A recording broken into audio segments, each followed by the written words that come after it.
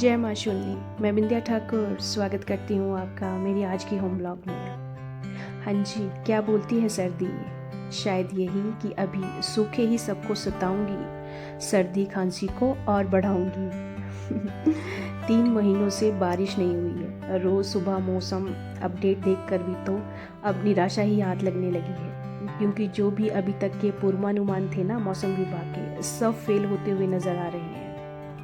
चलो अब क्या बोलें, ऊपर वाले की रज़ा में ही हमारी खुशी। मुझे फिक्र मेरी, तुझे फिक्र तेरी, पर उसे फिक्र हम सब की, यही मान लेते हैं और मौसम को उसके हाल पर छोड़ देते हैं। अब लास्ट वीक ऑफ नवंबर चल रहा है। हम बच्चों पर एग्ज़ाम स्ट्रेस और अपनी प्रैक्टिकल फाइल्स को पूरा करने का लोड है। पर देखिए ना, मैं टोटली सरप्राइज हूँ कि लाडो रानी ने भी आखिर अपनी प्रैक्टिकल फाइल को पूरा कर ही लिया।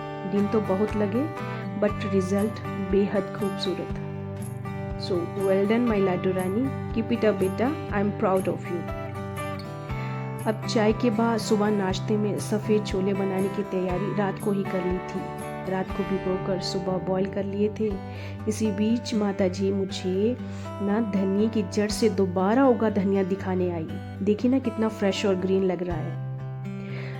अब चलिए छोलों को फ्राई करते हैं। देखिए, मैं ये नहीं कहती कि मैं बहुत अच्छा खाना बनाती हूँ और आप भी ऐसा ही बनाइए, क्योंकि अब सबका अपना अपना टेस्ट होता है और जब तक ना हमें अपनों के टेस्ट का पता चल चुका है तो बस मैं यही माइंड में रखती हूँ कि मुझे मेरी फैमिली को और मेरे बच्चों को कैसा पसंद है। तो उस हिसाब से मैं बच्चों के लिए थोड़े ड्राई और औरों के लिए थोड़े लिक्विड बना देती हूँ। बस खुश हो जाए सब तो अपना क्या, हम तो कहीं भी एडजस्ट कर लेंगे।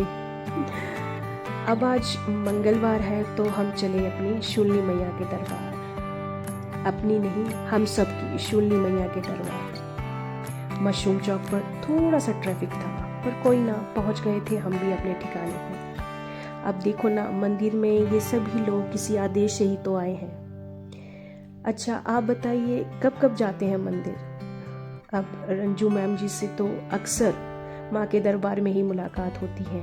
ये भी नियम की पक्की है, ज़रूर मंगलवार को मंदिर आती है। अब आप भी कीजिए माँ शूलिनी के दर्शन।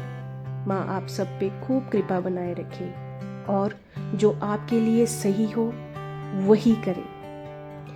अब दर्शन करके मैं भी थोड़ी देर के लिए मंदिर में बैठी तो इन माता जी से ना जाने क्यों बातचीत शुरू हुई। ये भी एक भक्त हैं और जैसे माता रानी इनके मुख से मुझे कुछ कहना चाह रही थी।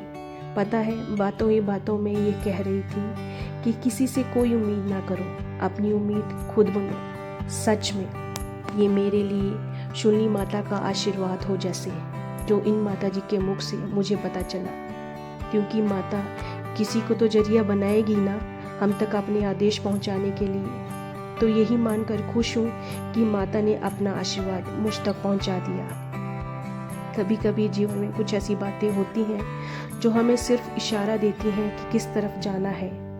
उन रास्तों पर चलना, ना चलना और सही समय पे चलना, ये डिसीजन लेना बहुत इम्पोर्टेंट है, वरना गाड़ी छूट सकती है और पछतावा और मायूसी के अलावा कुछ भी नहीं रह जाता। तो ये तो थी कुछ ऐसी बातें जिनसे आप भी सहमत होंगे, और अगर समझ ना आई हो तो वीडियो को दोबारा देखकर कमेंट और शेयर जरूर करें। अच्छा, एक रिक्वेस्ट करती हूँ स्पेशली सोलन वालों से कि मंगलवार को शूलिनी माता मंदिर में आने का एक अपना नियम बनाइए और सब छोड़ दीजिए, उन पर सब होगा। क्या पता शूलिनी मैया आप पर भी कृपा करें। और अब जय शूलिनी मैया बोलकर आज का ये ब्लॉग यहीं ख़त्म करती हूँ। कल नए ब्लॉग के साथ फिर आऊँगी, तब तक स्वस्थ व्यस्त और मस्त रहें।